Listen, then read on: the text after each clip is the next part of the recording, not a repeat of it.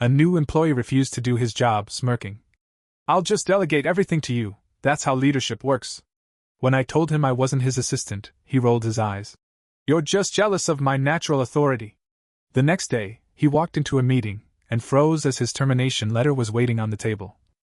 Alright, so this happened a few years ago, and to this day, it's still one of the most satisfying things I've ever witnessed at work. I work in corporate America. You know the type: gray carpets, bad coffee, and an open floor plan that management swears helps collaboration, but really just makes it impossible to concentrate. My job is project management, which basically means making sure things get done before deadlines come crashing down. I've been here for a while, long enough to know how everything works and how to keep things moving. So one day, we hire a new guy. His name was Brandon. Brandon came in fresh out of business school, wearing a suit that was way too expensive for his salary, and walking like he owned the place. You ever meet someone and instantly know they're gonna be a problem? That was Brandon. We all gathered for his introduction. Our department head, Mark, did his usual speech about teamwork and how excited we all were to have him on board. And then, in front of everyone, Brandon grins and says, "I see myself more as a leader than a worker." "Oh, buddy." Mark kind of chuckled. "Well, leadership is about teamwork. You'll be working closely with me to get up to speed." Brandon nodded, but I could already tell. He wasn't listening. Fast forward an hour. I'm sitting at my desk when I get an email from Brandon. The subject line? Reallocating responsibilities for efficiency. It was a list of all the tasks he was supposed to do. Next to each one? My name. I actually laughed. I thought it was a joke. It was not. I walked over to his desk. He was sitting there, spinning a stress ball like some kind of stock market genius. "Hey, Brandon," I said, holding up my phone. "This email you sent, what exactly is this?" He gave me this look. Like I was slow. "It's called delegation. That's how leadership works." I blinked. "Brandon, you're a junior project manager. You're here to assist me." And then, with the most condescending tone I've ever heard in my life, he rolled his eyes and said, "You're just jealous of my natural authority." I had to take a second to process that. "Brandon," I said carefully, "you don't have any authority." He just smirked. "We'll see." So the next morning, I get to the office and find out that Brandon has scheduled a meeting. For my team. A meeting I was supposed to lead. I walk in, and there he is, sitting at the head of the table, laptop open, already talking. "All right, everyone," he says, leaning back like some kind of tech CEO. "I know there's been some confusion about my role, so let me clear it up. I'll be focusing on big picture strategy while me handles execution." People glanced at each other, confused. Some of them literally looked at me to see if this was real life. "So," Brandon continued, "I'll need daily updates on all projects. I'll provide high-level guidance." I sat down. I wasn't even mad. I was just fascinated at this point. "Brandon," I interrupted, "that's not how this works. You don't get updates.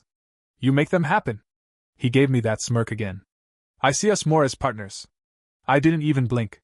"You're my assistant." "Right, but let's not focus on titles." At this point, I turned to Mark, who was sitting at the end of the table, just watching. "Mark," I said, "any thoughts?" Mark shrugged. "Brandon, you do understand you were hired to help me, right?" Brandon nodded way too confidently. "Of course. But every successful leader delegates. I'm empowering me to execute my vision." Silence. Absolute, stunned silence. Mark rubbed his temples. "Okay, Brandon. You want to lead? Fine. Show us what you've got." Brandon grinned. "You'll handle the entire client proposal. It's due tomorrow." Brandon's smile dropped. I thought we'd be working as a team, no delegation," Mark said. "You wanted responsibility? Here it is." Brandon swallowed. Sure. Yeah. Of course."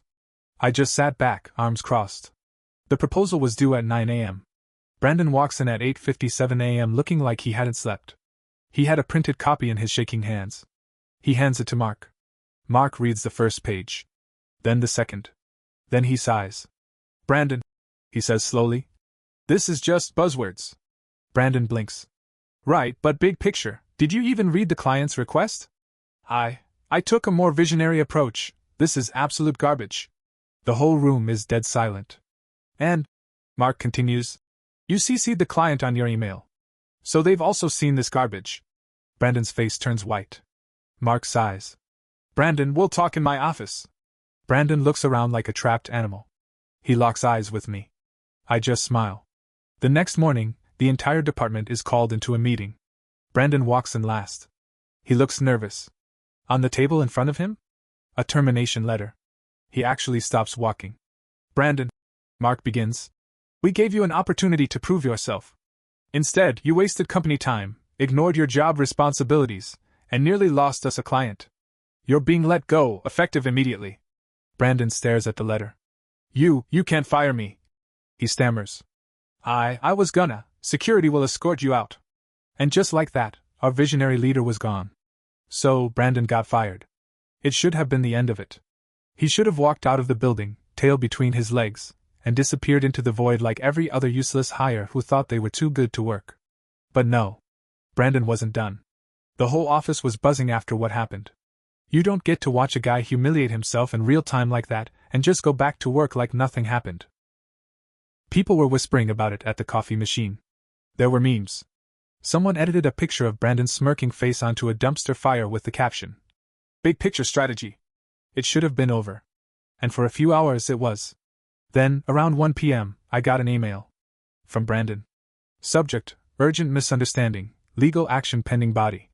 To whom it may concern, it has come to my attention that my recent termination was unjust and based on a fundamental misunderstanding of my role. My efforts to implement leadership strategies were met with hostility and deliberate sabotage. Furthermore, I believe I was subjected to an unprofessional and toxic work environment that actively resisted innovation. I have already begun consulting legal counsel regarding potential claims of wrongful termination, workplace discrimination, and psychological distress. I expect an official response from HR within 24 hours. Sincerely, Brandon, last name. I laughed out loud. Mark walked by my desk at that exact moment. What's so funny? I turned my screen so he could read it. He sighed. HR scheduled a meeting with him. I don't know what he thought was going to happen, but I made sure to be in the break room when it went down. The meeting room was glass-walled, so even though I couldn't hear it, I could see everything. Brandon was arguing. I saw him pointing, gesturing wildly. At one point, he pulled out a printed email, probably one of his nonsense strategy plans, as if that was going to prove something. HR just sat there, stone-faced. Mark didn't even bother looking up from his notepad. Then Brandon stood up. Slammed his hands on the table. HR stood up, too. Brandon froze. And just like that, the conversation was over. He stormed out, red-faced, ignoring the dozen people who definitely saw his little tantrum. That should have been it. Brandon had embarrassed himself again, burned every bridge, and thrown what was left of his reputation into a wood chipper. Except. The next morning, I walked into the office and saw him. Not in the building. No, outside. Across the street. Just standing there. Watching. At first, I thought, no way. I must be imagining things. But then I saw him again at lunch. Then again when I was leaving for the day. By the end of the week, people started noticing. Hey! My coworker Amy whispered. Is it just me, or is that Brandon? It's him. I muttered, not even pretending to hide my stare. For days, Brandon just lurked. Not on company property, so security couldn't do anything. But he was there. Sometimes on his phone. Sometimes just staring. Then, things got weird. A few of us got LinkedIn requests from him. Someone in IT found out he tried logging into his company email. He applied for his old job under a fake name. HR laughed and forwarded it to Mark. And then, I was working late one night, finishing up a report. The office was mostly empty, just me and a few other stragglers. Around 9 p.m., I stepped outside, stretching my legs before heading home. The parking lot was dimly lit. Quiet. And then I heard a car door slam. I turned. And there, leaning against a black car parked right by the exit, was Brandon. He smirked. Long day? He asked. I didn't respond. Just kept walking. Then he laughed. See you tomorrow? I got in my car and locked the doors. And that's when I realized, this wasn't over. Not even close. All right. So at this point, Brandon wasn't just some clueless guy who thought he was too smart to work. He had become a problem. Him lurking outside the office, watching us like some kind of rejected movie villain? That was already unsettling. But what happened next made it so much worse. A few days after the parking lot encounter, I got a Slack message from IT. Jake, Ike guy, hey, did you log into your account from an unfamiliar location last night? Me, no, why? Jake, Because someone tried. Multiple times. Kept failing the security questions. Me, you're joking, right? Jake, wish I was. I felt a chill crawl up my spine. Jake, I typed. Whoever it was, did they have a location? Jake, VPN. But. Me, but what? Jake, the recovery email they tried to reset your password to? Jake, it was Brandon's. I pushed back from my desk. No. No way. This guy had already been fired. Why the hell was he trying to get into my account? I marched straight to Mark's office. Mark, I said. Brandon just tried to log into my account. Mark was mid-sip of his coffee. He stopped. Come again? I explained. He didn't even hesitate. Tell IT to lock down everything. Full security audit. Right now. Within an hour, IT found out that Brandon had also tried logging into 2 other accounts. One belonged to Amy from accounting. The other? Mark. HR immediately contacted legal. But before anything could happen, Brandon struck again. At around 4 a.m., a company-wide email went out. From Mark's account. The subject line? A change in leadership. The email? A full resignation letter from Mark, effective immediately. Except, of course, Mark hadn't written it. It was Brandon. The IT team caught it within minutes and shut everything down before it spread, but the damage was done. Mark was livid. That morning, Mark gathered everyone into the conference room. His voice was sharp, controlled, but you could tell he was furious. Brandon has officially crossed the line, he said. Legal is involved. If anyone gets contacted by him, do not engage. Forward everything to HR. If you see him near the office, tell security immediately. Silence. Then Amy muttered. Jesus Christ. No one disagreed. The company's legal team wasted no time. That same afternoon, they sent Brandon a cease and desist letter. It was supposed to scare him off. Instead, it did the opposite. That night, he emailed HR back. His response? I will not be ignored. The next day, we found out that Brandon had called the client. He pretended he was still with the company. Told them he had been temporarily removed due to internal politics, and that he was the real reason. Their project had been successful. We only found out because the client called Mark. Confused. Mark didn't even get mad. He just sat there, rubbing his face like a man wondering how his life had come to this. Then he sighed. All right. Time to escalate. Mark got on the phone with corporate's legal team. This was now beyond HR. The next day, an official lawsuit was filed against Brandon for unauthorized access to company systems impersonation and fraud defamation, and since Brandon had called a client and falsified Mark's resignation, they threw in intent to cause financial harm. The next morning, security cameras caught Brandon in the office parking lot again. This time? He wasn't just lurking. He was screaming. At no one. Yelling into his phone, pacing in circles, red-faced and frantic. Security called the cops. By the time they arrived, Brandon was sitting on the curb, head in his hands. They had to escort him away. That should have been the end. It wasn't. 3 days later, I was at home. Long day, exhausted, just wanted to eat dinner and sleep. Then my doorbell rang. I checked my phone. My Ring camera app showed a notification. And the moment I opened it, my stomach dropped. It was Brandon. Standing outside my door. No car. No bag. Just standing there. I didn't move. Didn't breathe. Then he knocked. I know you're in there, he called. I grabbed my phone and immediately called 911. 911, what's your emergency? There's a man outside my house. I think he followed me from work. Is he armed? I don't know. He's just standing there. As I spoke, I saw Brandon tilt his head. Then, very slowly, he reached for the door handle. And twisted.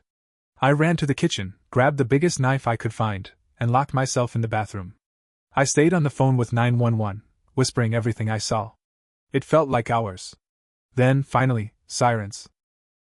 By the time the cops arrived, Brandon was gone. But they found footprints in my yard. And on my Ring camera footage? The moment the sirens started? Brandon smiled. And walked away. Brandon had officially gone off the deep end. After trying to break into my house, the cops were looking for him. But for a while, nothing happened. He just vanished. No emails, no LinkedIn requests, no lurking outside the office. Silence. At first, I thought maybe he finally got the message. Maybe he realized he had burned every bridge and crawled back into whatever hole he came from. I should have known better. Because when Brandon came back, he didn't just show up. He made sure everyone would see him. It was Monday morning. The office was packed. People were in meetings, making calls, pretending to work while secretly scrolling social media. And then, the screaming started. I was at my desk when I heard it. Someone yelling in the lobby. Loud. Angry. Unhinged. Then, footsteps. Fast. Heavy. Coming straight toward us. And before anyone could react, Brandon burst into the office. Sweaty. Wild-eyed. Shaking. People gasped. Someone actually screamed. Mark was the first to stand. Brandon. Get out. But Brandon ignored him. His eyes were locked on me. You think you can ruin my life? He spat. You think you can get away with this? My heart was pounding. I forced myself to stay seated, to look calm. But inside? Pure. Freaking. Terror. Brandon pointed at me, his whole body trembling. I know what you did! He shouted. You lied! You sabotaged me! You, Brandon, leave! Mark snapped, stepping forward. Right now! But Brandon wasn't done. You all think I'm crazy, he growled, voice shaking. But I was meant to be in charge. I was supposed to lead this company. I was the future. Security had finally been called. I could hear people whispering, murmuring in fear. Some had their phones out, filming. Then, suddenly, Brandon laughed. A hollow, broken laugh. You know what? He said, still staring at me. None of this matters. Because you're gonna get what's coming to you. And then he ran. Straight for the emergency exit. Security tackled him before he could get the door open. As Brandon was dragged away, still kicking and screaming, people started talking. Did he just threaten me? What the hell was that? This guy is insane. Mark turned to me. Are you okay? I just nodded. But honestly, I felt like I'd been punched in the gut. HR was already making calls. The police were on their way. Brandon had officially sealed his fate. The next day, the police came to question me. And that's when I found out just how bad things really were. Brandon hadn't just been lurking. He had been planning something. He had Googled my address weeks before showing up at my house. He had a notebook filled with rants about how I had ruined his life. He had tried to hire a hacker to break into company emails. But the worst part? He had actually bought a plane ticket to another state. A one-way ticket. The cop said it looked like he was planning to disappear. A few weeks later, I got a call from the police. Brandon wanted to talk. I don't know why I said yes. Maybe I wanted closure. Maybe I wanted to see if there was anything left of the guy who had walked into my office thinking he was a genius. So I went. He was sitting in a small interrogation room. Handcuffed. Eyes bloodshot. Hair messy. When he saw me, he let out a hollow laugh. You won, he muttered. You happy? I just stared at him. Brandon, what the hell were you thinking? He scoffed. I was supposed to be someone. Not some loser. Not some nobody. You were someone. I shot back. And you threw it away. For the first time, he looked away. You didn't have to do this. I said. You could have learned. You could have been great. Brandon's jaw tightened. Then, finally, he whispered. I thought I was better than everyone. And that was it. That was the truth. Brandon had never been a leader. He had never been a visionary. He was just a guy who thought the rules didn't apply to him. And when reality hit, he broke. Brandon ended up pleading guilty to multiple charges. He got 2 years probation and mandatory therapy. The company filed a restraining order. As for me? For a while, I felt paranoid. Every time I saw a stranger near my house, I tensed. Every weird email made me nervous. But over time, the fear faded. And in the end, I realized something. Brandon wasn't special. There are a lot of Brandons out there. People who think they're above everyone else. People who refuse to learn, refuse to admit when they're wrong. People who would rather burn everything down than face the fact that they're just not that important.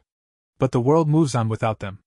And no matter how much they fight it, reality always wins.